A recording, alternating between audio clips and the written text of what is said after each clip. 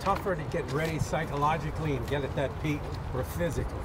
No, because I'm already heading there. I feel great. I feel amazing. My weight is good. I was just at 200 pounds maybe 2 weeks ago. I'm about 185 right now. I'm studly, man. Like, I'm running about 4 miles right now in like less than 30 minutes. I mean, literally, I'm doing good stuff, man. And I'm not trying to peak anytime soon or less. I've been doing sports for 20 plus years. I got my double doctorate in this shit. So cutting weight is my thing, man, and I've never missed a weight and a mark. I'm gonna be really smart. My nutritionist, perfecting athletes, my management, my trainers, Team El Kukui and everybody. They believe in me and as much as I believe in them, man. And like I said, we don't need the biggest, baddest things out in the world, because I can go train in the park and I'll still be the #1 champ. Tony, how important has patience been to you through this year? Everything that's happened, 209 falling through, waiting for this interim title fight. Just how much have you learned about yourself and just being patient through this process? It is a virtue, and I'm very virtuous. I like to take the initiative. For me, taking the initiative, this is taking this fight, because there needs to be an interim title in this division. There needs to be somebody here. I've been saying it for a long time, so my patience is very good. I like the rest to say that the rest of my virtues are very good too.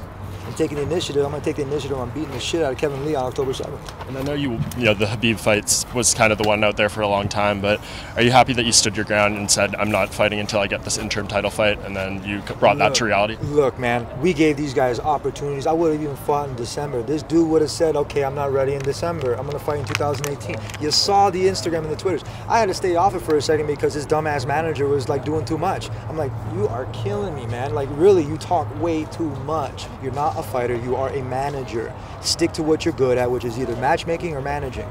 Well, you do shitty managing, so just stick with something. But just stay off of fucking Twitter, man. Because what you're doing is you're lying. You're saying that your client was ready in October and November. And then the UFC saying that you said that you weren't ready. Now you're going back on your word.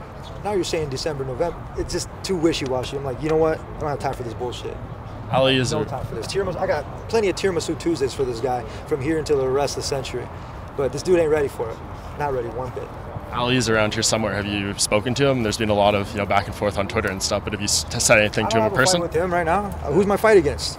Kevin Lee. Exactly, Kevin Lee. So who's important to me? Kevin Lee. And why? He's the one you're fighting. Exactly, he's the one I'm fighting. Now, if we're fighting for a belt, you think anybody else is going to get to me? Absolutely fucking not. Because I have one thing that's important to me right now, and it's my family, and I need to take care of them. I got to put food on the table, because it's been a second. Sure.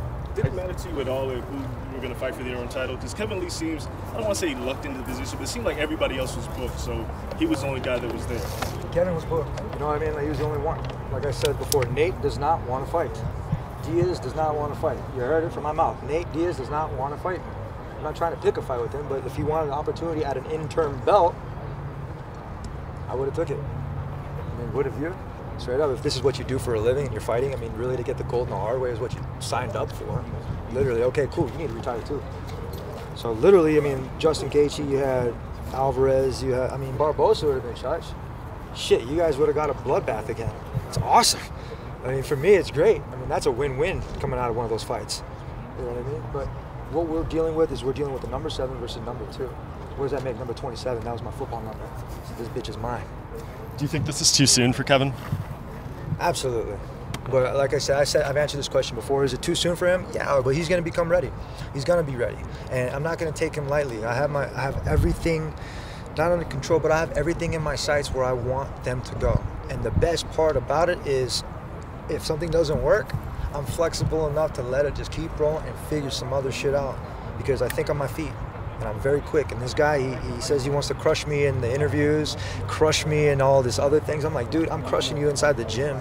I'm crushing you by the weights. I'm crushing you by the sprints at night. I'm crushing you when I'm doing all of my different things, and you ain't doing shit but doing what? Talking. The more interviews you're doing, the less you're working. You had a lot of thoughts on Khabib's wrestling and how yours matched up with it, all those things. What do you make of Kevin's wrestling?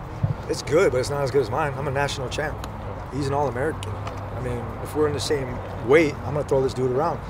The guys that he's fought and the way that he's fought them, they're not smart. They don't fight hands. They don't know how to wrestle.